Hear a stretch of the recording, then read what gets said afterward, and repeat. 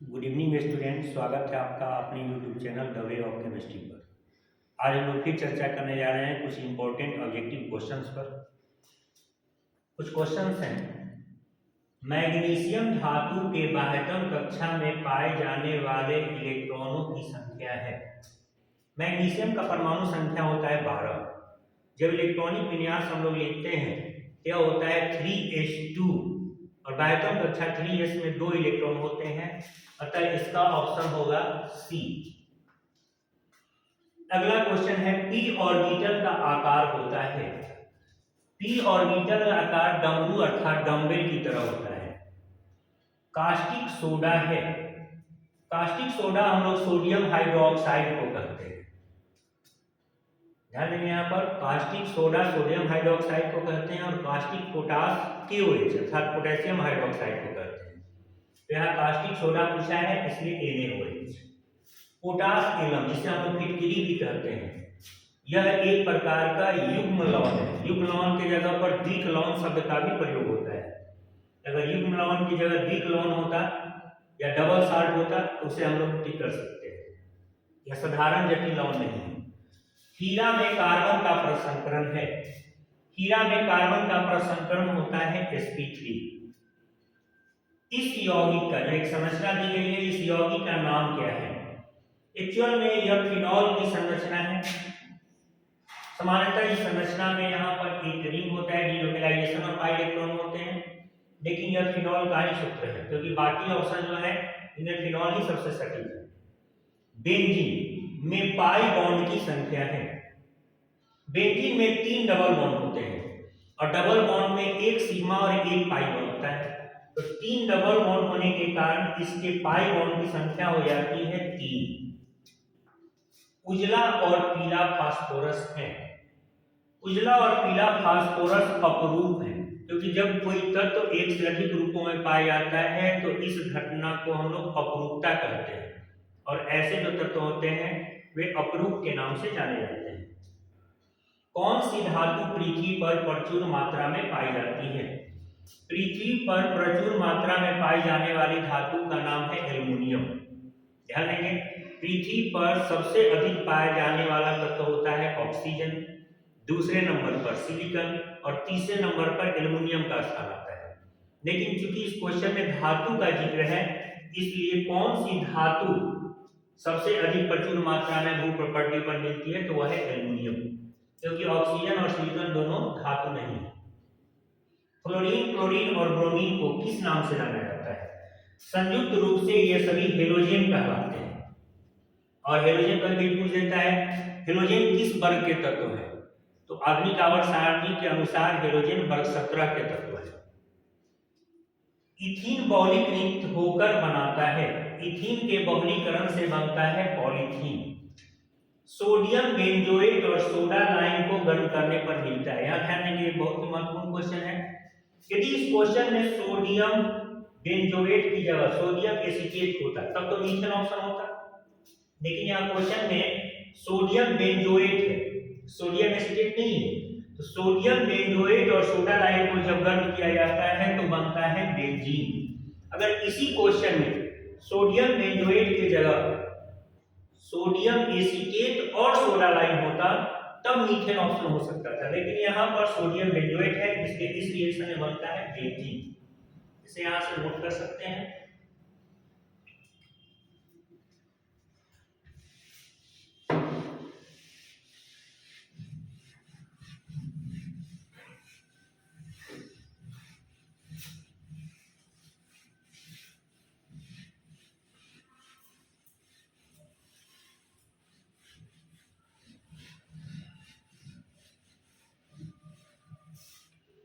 कुछ स्टूडेंट पूछते हैं कि इसे कैसे नोट करेंगे, तो जो भी क्वेश्चन का आंसर में नोट करना होता है वहां पर वो पॉज कर लेंगे, वीडियो को रोक करके वहां से वो नोट कर सकते हैं।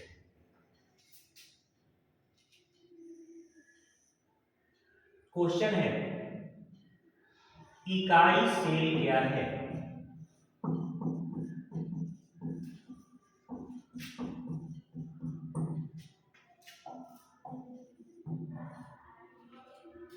यदि मान लिया जाए कि किसी क्रिस्टल का निर्माण इस प्रकार से हो रहा हो तो इसमें यह छोटा यूनिट है जो बार बार रिपीट हो रहा है, तो इसका यूनिट सेल अर्थात इकाई सेल होगा ये छोटा सा पार्ट। जैसे मकान की सबसे छोटी इकाई होती है ईंट, उसी प्रकार से जब कोई क्रिस्टल बनता है तो एक सबसे छोटी यूनिट का बार बार रिपीटेशन होता है, बार बार पुनरावृत्ति होती है। तो किसी क्रिस्टल का वह भाग जिसके बार बार पुनरावृत्ति होने पर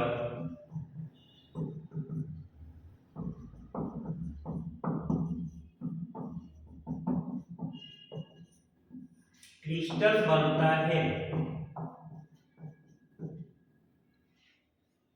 उसे इकाई सेल कहते हैं।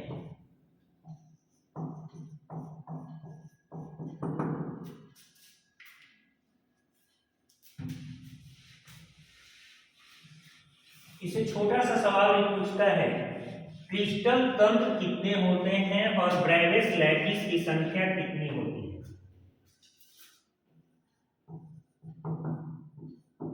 क्रिस्टल तंत्र और ब्रेविस लैटिस की संख्या लिखें।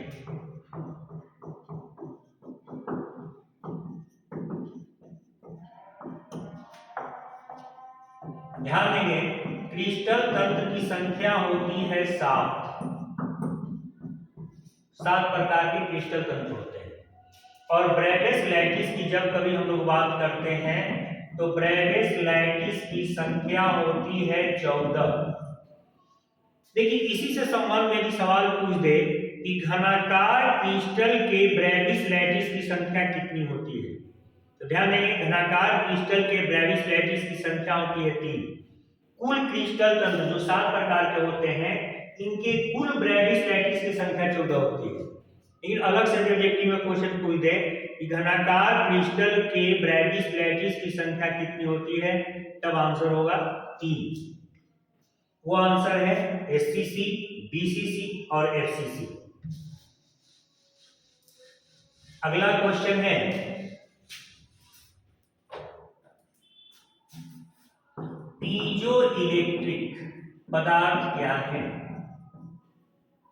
पीजो इलेक्ट्रिक पदार्थ क्या है?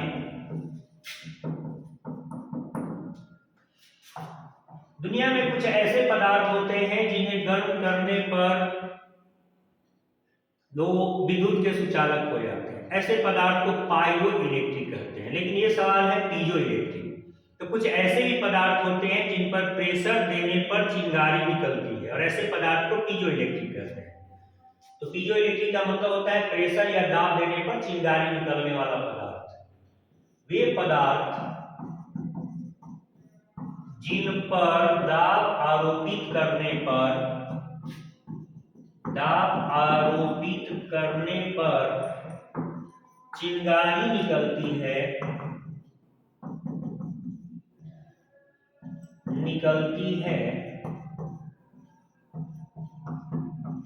उन्हें पीजो इलेक्ट्रिक पदार्थ कहते हैं।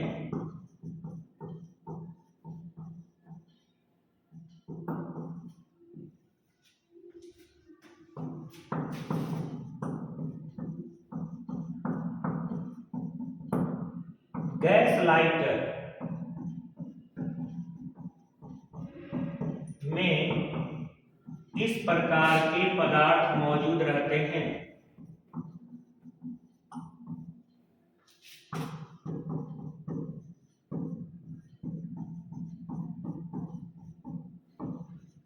अतः उन पर दाब आरोपित करने पर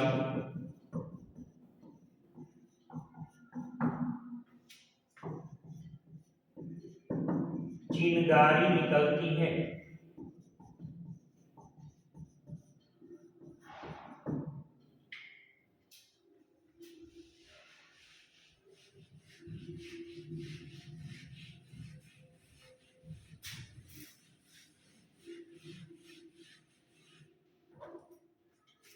अगला क्वेश्चन है शॉर्टकी दोष क्या है।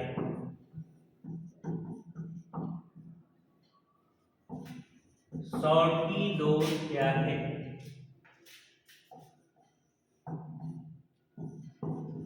वैसा क्रिस्टलीय दोष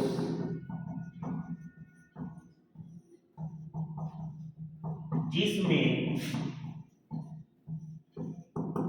बराबर बराबर संख्या में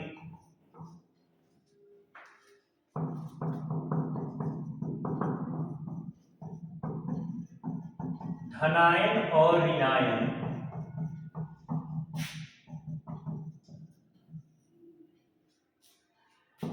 गायब रहते हैं,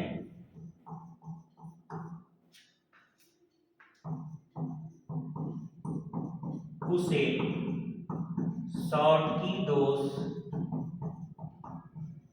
कहते हैं। इस प्रकार के क्रिस्टलीय दोष का यदि निरूपण करना हो तो कुछ इस प्रकार से किया जा सकता है।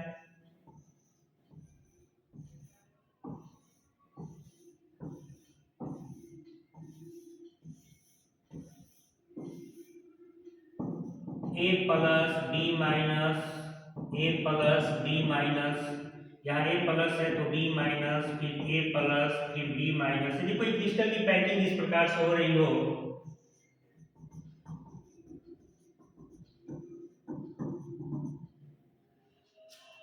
यदि a प्लस है तो यहाँ b माइनस और यहाँ a प्लस होना चाहिए, जो अपने अपने स्थान से गायब है। तो इस क्रिस्टलीय दोष में दो होल बनते हैं। तो ऐसा क्रिस्टलीय दोष जिसमें बराबर बराबर संख्या में धनायन और ऋणायन अपने स्थान से गायब हों, उसे शॉर्टकी दोष कहते हैं। इसमें दो होल बनते हैं। इस क्रिस्टलीय दोष में धनायन अपने स्थान से और ऋणायन अपने स्थान से बराबर बराबर संख्या में गायब रहते हैं, तो द्रव्यमान में कमी होती है। द्रव्यमान में कमी होने के कारण घनत्व में भी कमी हो जाती है। यह दोष पाया जाता है सामान्यतः NaCl में।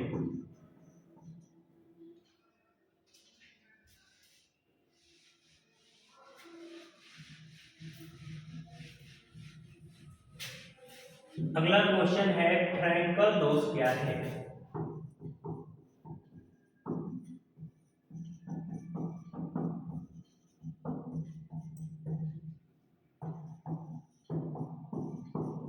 वैसा क्रिस्टलीय दोष जिसमें कोई आयन अपना स्थान छोड़कर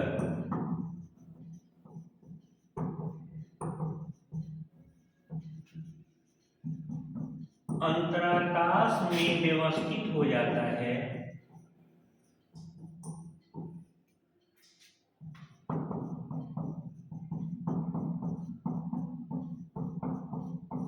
उसे फ्रैंकल दोष कहते हैं।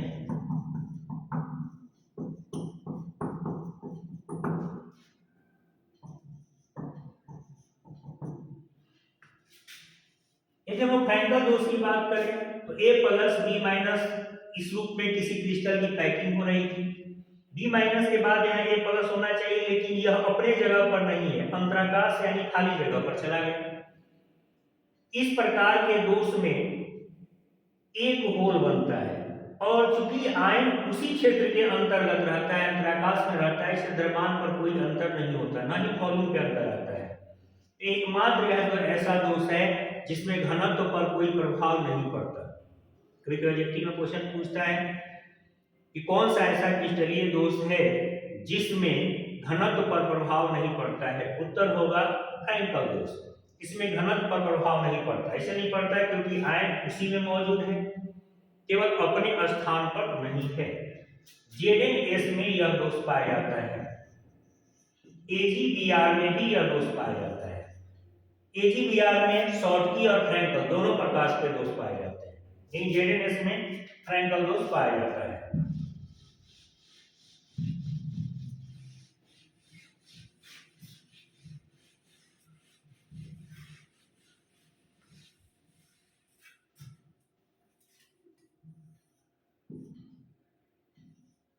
CaCl की संरचना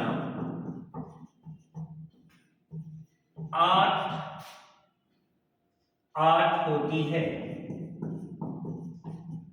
लेकिन गर्म करने पर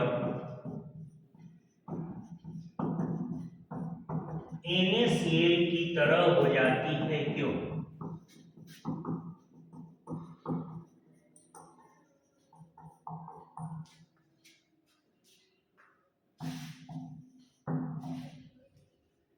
इस सवाल का आंसर है कि हम जानते हैं कि गर्म करने पर समन्वयक संख्या में कमी आती है, इसलिए जब सीजियम क्लोराइड को हम लोग गर्म करते हैं तो यह 8 से दर्शाया जाता है। इसका मतलब यह है कि एक सीजियम आयन 8 क्लोराइड आयन से और एक क्लोराइड आयन 8 सीजियम आयन से घिरा होता है।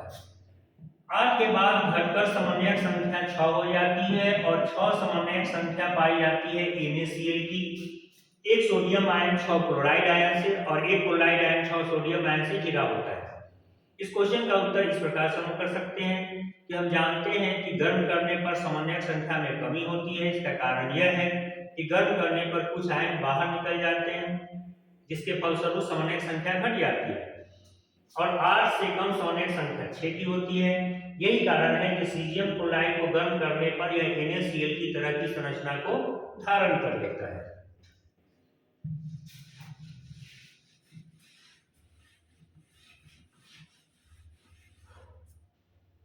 यदि क्लास पसंद आया हो तो इसे लाइक करें, इसे ज़्यादा से ज़्यादा शेयर करें और चैनल को आपने अभी तक सब्सक्राइब नहीं किया है तो सब्सक्राइब करें। धन्यवाद।